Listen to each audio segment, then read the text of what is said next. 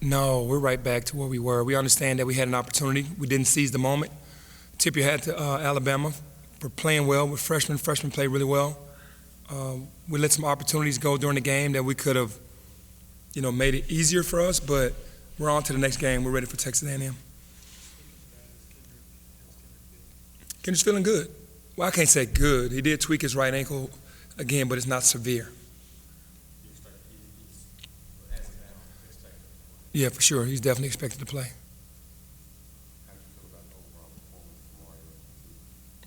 For his first game back, not ever thinking that he was ever going to be eligible, and then us telling him on game day. Oh, no, that was the day before the game. I'm sorry. Day before the game, I'm sure it was so many emotions going through him on a nationally televised game against the number 4 team in the country. And he did well. Even though he's been practicing every day or every time with us, it's still a different feel when you get into a game of that magnitude. He didn't get a chance to get his feet wet, and he got thrown right into the fire, so I felt like he did great.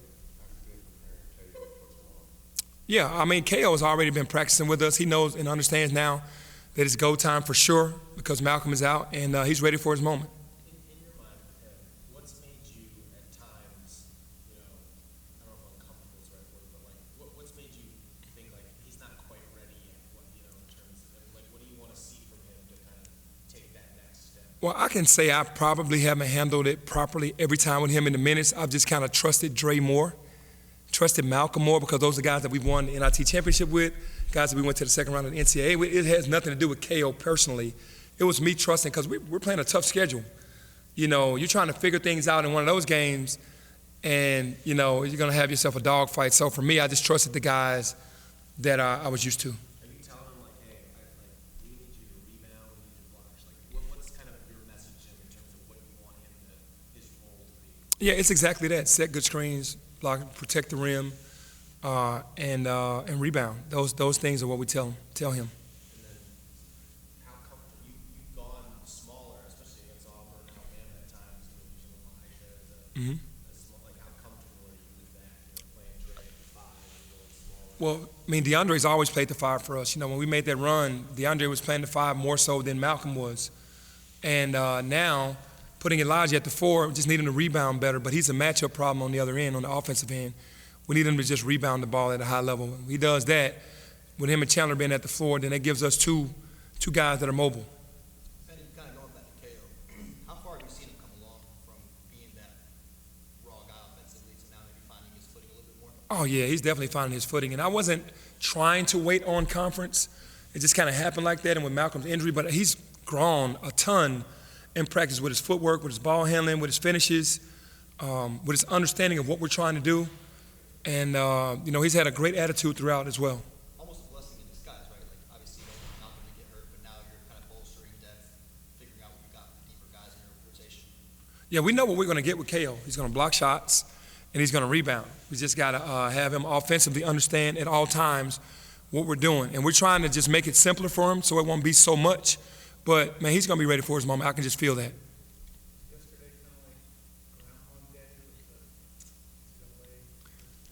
I can't. I wish I could talk about it, but I can't talk about it.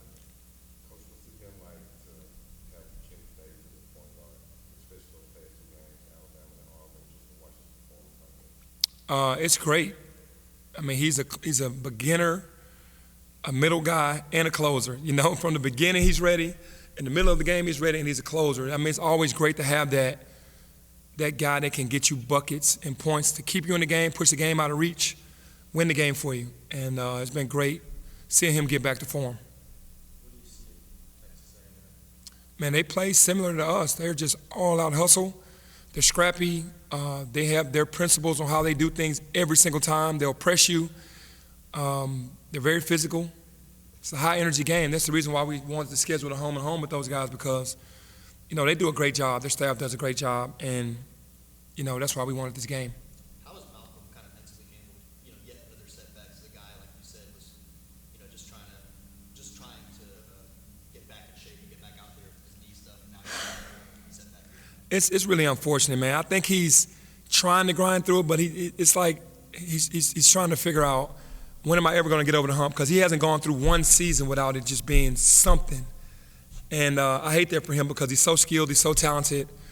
maybe this time that he's off now, he'll kind of understand how serious it needs to be and how he needs to really, appreciate every moment, because maybe sometimes we don't. Because I remember when I got injured, just putting myself in there, maybe I'm talking more about me, it's like you start appreciating more when you're out. So, he couldn't help getting injured and then trying to fight back from it, and then another one happens, man. So I know I can identify with exactly what he's going through.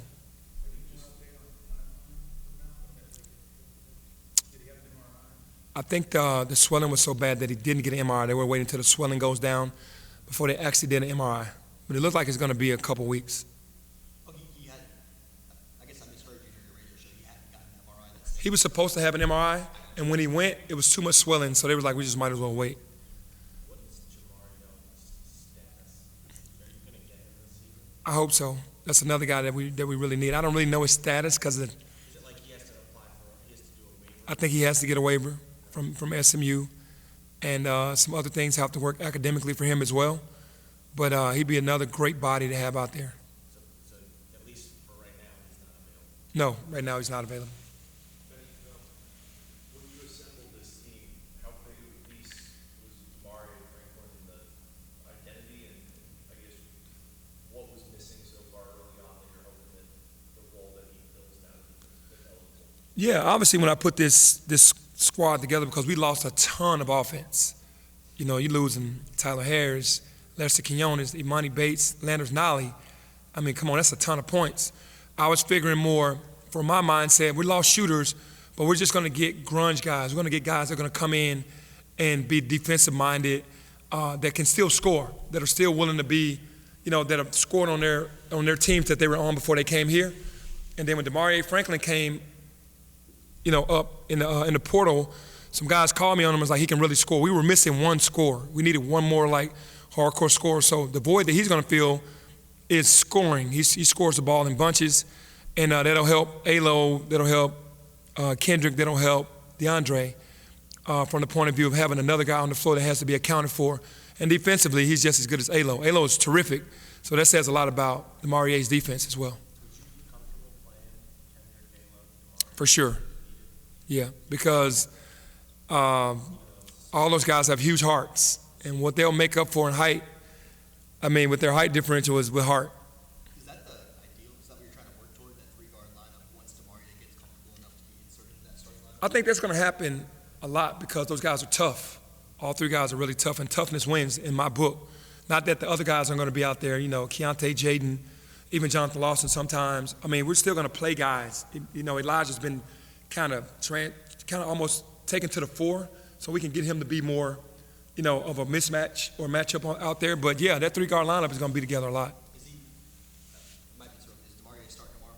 No, we're going to keep the same lineup right now, and just keep allowing it to work the way that it's been working. Do you have to talk to you guys all? Like, you guys are you're almost at the end of this, non-conference gauntlet that you put yourselves through. Mm-hmm. Do you have to talk to them hey, now's not the time to let up?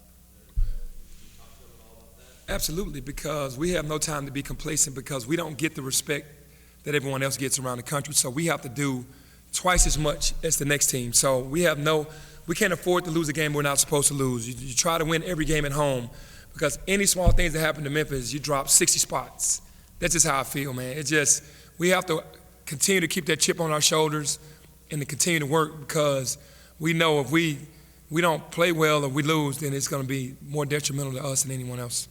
Coach, I know you don't really pay attention to rankings as much, but after they had it in Harvard, I feel like they kind of disrespected you guys and not do that. I don't know if it says disrespect, but I felt like any other team that had the resume that we had this year, you beat an undefeated Auburn team, then they definitely would have at least been 25th.